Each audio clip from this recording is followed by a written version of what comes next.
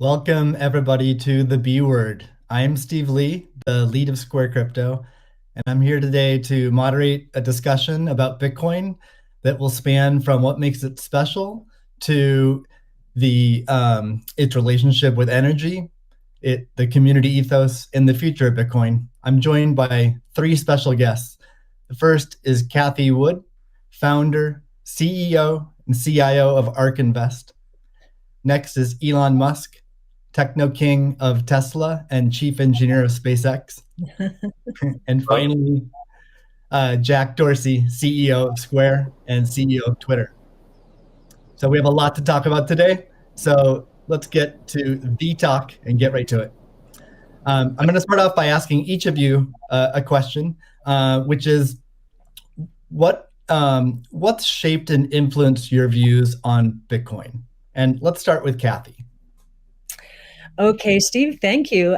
Well, the first thing was our focus on disruptive innovation. So starting in 2011, Brett Winton, our director of research, who I know will be on the program later, he started talking about this thing called Bitcoin at the time. And it was a curiosity as we were doing our brainstorms in research. But as we learned more about this open source ecosystem, that might fulfill the role of the payment system that the internet neglected to build into the system, not expecting commerce. We thought, this might be something.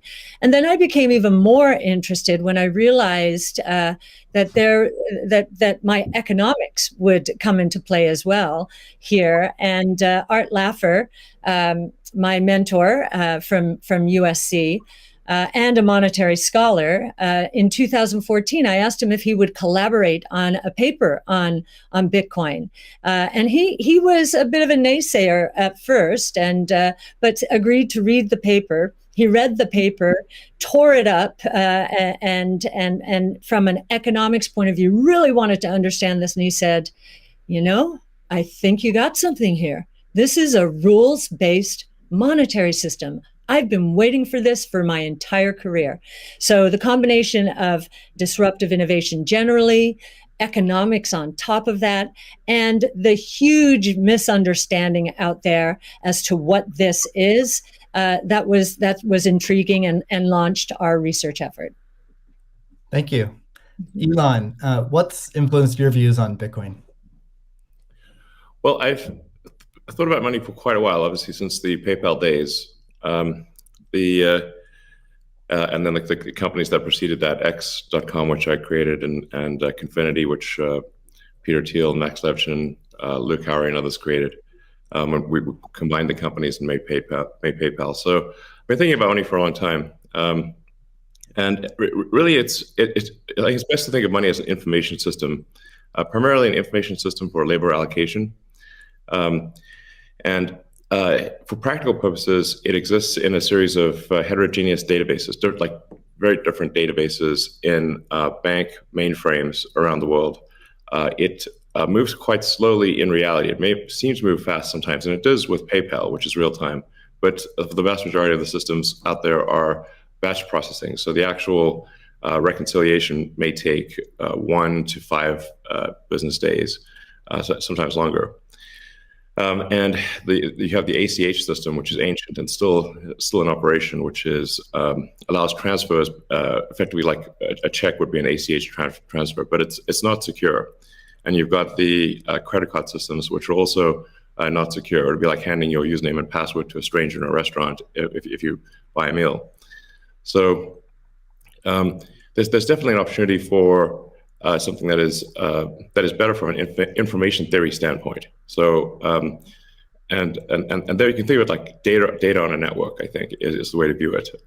What has the most throughput? What has the least error? What drops the fewest packets? Fraud, for example, being a source of error. And government interference in currencies being a source of error. But it's fundamentally an information system. So I think it makes sense to support something that improves the quality of information with which we conduct the economy. And Bitcoin is a candidate for that. It does, I think, some things Well, and it's obviously it's evolving, and there are additional things like Lightning being done on top of Bitcoin. But Bitcoin per se is mostly solving for scarcity, or rather solving for essentially having no throat to choke, decentralized. So there's no one who can be coerced in any way to empty their Bitcoin account. Well, I guess they could technically, but